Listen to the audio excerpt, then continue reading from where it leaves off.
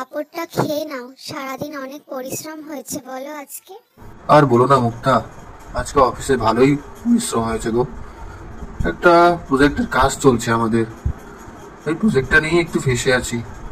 ভালোই পরিশ্রম হয়েছে গো, আর ভাল লাগছে না। দাও খেতে দাও, খিদেও পেয়েছে। এখন আর বেশি ভারী কিছু দিলাম না, একটু হালকার উপরে খাও মুড়ি। রাত তো অনেক হয়ে গেছে, একবারে ডিনার করে নেবে। তারপর বলো, তোমার দিন কেমন গেল গো? এই গেল আর কি, ঘরের কাজ করতে করতেই গেল। আর ওই যে তোমার মেয়ে সারাদিন তো দুষ্টুমি করে চলেছে, ওর পেছনেই তো আমার সারাদিন চলে গেল।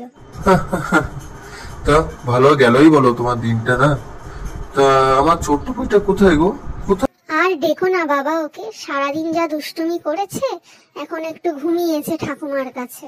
এই তোমার হাতে কি হয়েছে গো? ওটা লাল লাল, হাত কেটে গেছে নাকি গো? আরে আর বলো না, আজকে একটু সবজি কাটতে গিয়ে হাতটা কেটে গেছে। কি বাবা, কি করে হলো? দাও দাও, আমি ওষুধটা নিয়ে আসছি, তোমাকে লাগিয়ে দেবো। না না, এখন আর ওষুধ লাগিও না, আমি লাগিয়েছি, এখন একটু খোলা থাকো।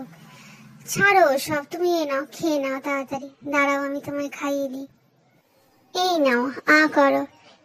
এ, হে, দেবো না, আমি খেয়ে নিলাম। আচ্ছা, আমার সাথে মজা করা হচ্ছে।